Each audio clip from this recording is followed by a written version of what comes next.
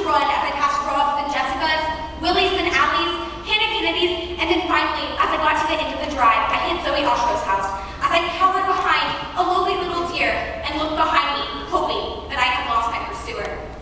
Then, I heard the scariest noise I've ever heard in my whole life.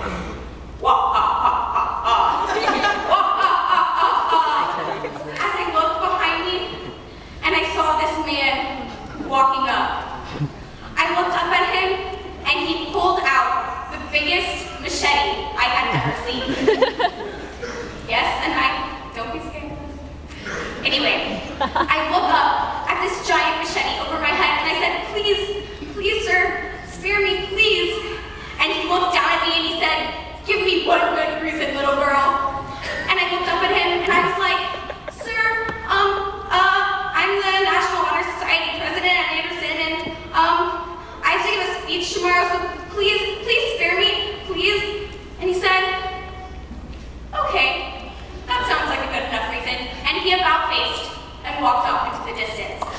So I'd like to take this opportunity to thank each and every one of you that's sitting in the audience that voted for me for NHS president last year, because last night it literally saved my life.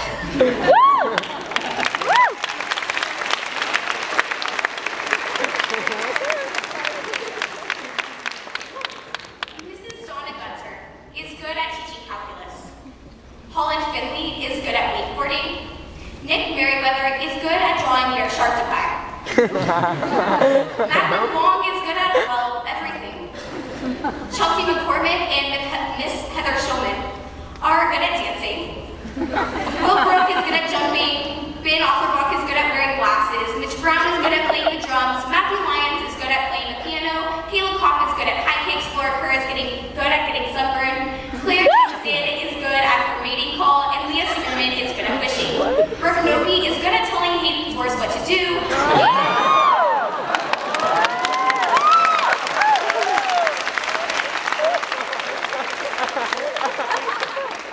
And, well, Hayden Forrest is getting pretty good at pretending to listen. And I, Haley Stewart, am very, very good at procrastinating. Last night, as I sat in my room at about 3 o'clock in the morning, I was prepared to begin writing a speech. However, I wasn't prepared to begin writing one in which I bestowed my personal philosophy on life on each and every one of you, but instead I was prepared to write a speech of resignation. My speech of resignation of my position of National Honor Society president, because I did not want to get up here and speak today. However, to continue the trend of procrastination, I did what any good Anderson High School student would do and got on my Facebook on the computer. As I was browsing on Facebook, I came across this group in which students have shared their own personal experiences at Anderson High School, and I thought that this would be a good time to reflect on some of these experiences.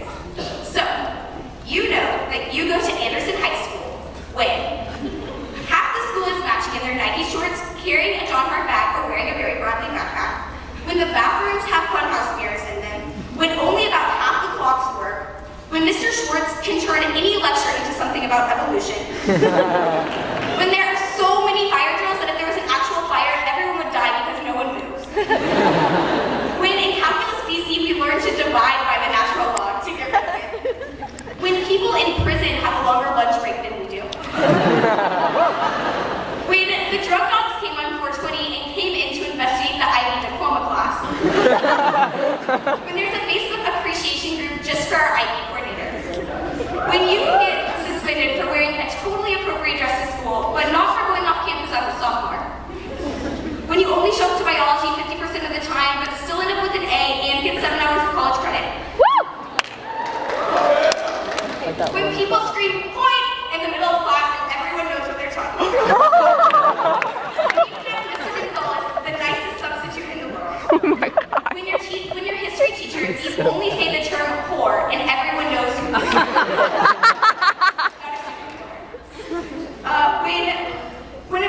When you have about half a second before the sink in the bathroom turns off. When you're up till 3 in the morning the night before a test, not to study, but to finish your strap back. When you're Jewish and so is everyone else around you. When your history teacher gets up in the middle of class and stands on the desk and starts doing a bell dance. When both students and teachers skip the day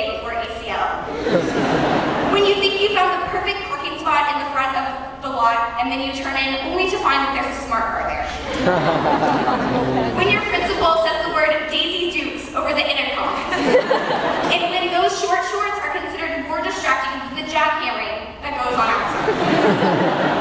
And when you walk to class and it's wet because the school's outside and it's raining. Also, when you look over at two guys hunched over a black bag in the hall and you just assume it's a drug deal, but then you walk by to see that these boys are just trading Pokemon cards. However, when you continue to look, you realize that one of them must have been involved in a drug deal at some point because he's trading a Mewtwo card for a Magic card. For those of you that don't speak nerdy boy, that would be the equivalent of taking Barack Obama out of office and replacing him not with Sarah Palin, but with Sarah Palin's newest grandson.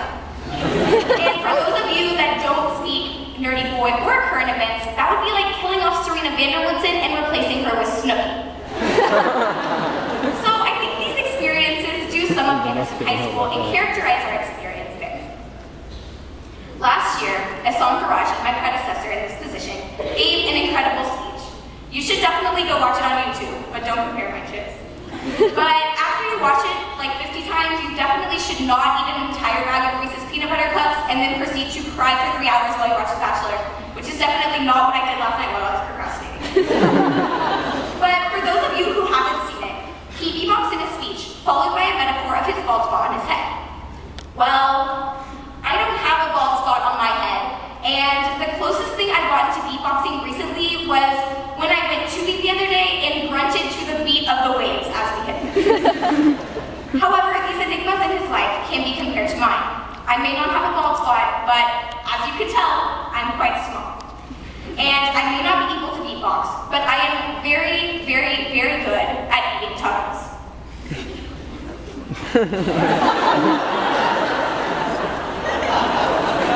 Oh my God. Let me demonstrate for you.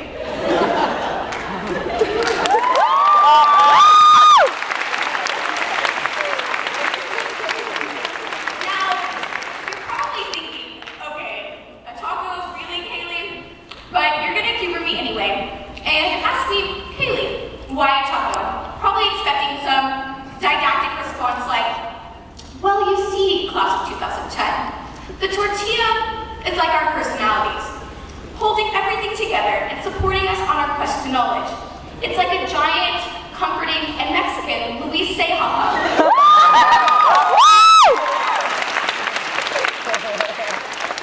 The potatoes are the hard facts, surrounded by the squishy eggs that are the memories of our friends that will last us a lifetime. Then some people have eggs, some people have cheese, some bacon, and some beans.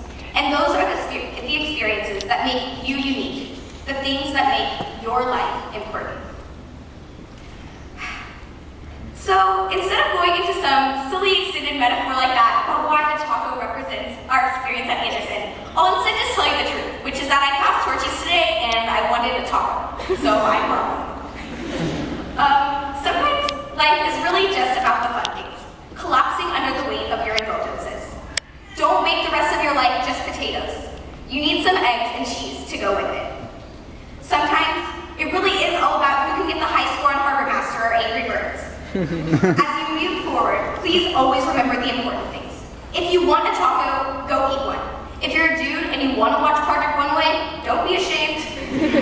Life's too short to live with regrets. Do your side bends and sit-ups, but please don't lose that butt. Watch How I Met Your Mother. Say fierce at least once a day, please. Eat Cavito plain and be the proud owner of a study. Don't commend yourself too much on your successes and don't berate yourself too much for your failures. Don't conquer all of your fears. They build character. Eat your sandwiches the Nikki way with cheese. Lots and lots of cheese. Yeah. Always remember, a picture is worth 1,000 words. Calculus is sexy. You should never wash your new red bed sheets with your old white ones. And puberty is sadly going to hit Justin Bieber harder than Chris Brown hit Rihanna. Don't worry about the future. Or worry. But know that worrying is about as effective as trying to solve a differential equation by chewing bubblegum. You know, maybe you'll marry, maybe you won't. Maybe you'll have kids, maybe you won't. Maybe you'll be divorced 3 times by by the time you're 40. Or maybe you'll dance the funky chicken at your 75th wedding anniversary. But whatever you do, have fun with it. Dance, even if you have nowhere to do it but in your own living room. Floss at least once a month. Always wear sunscreen, and remember, never drink and drive. Thank you.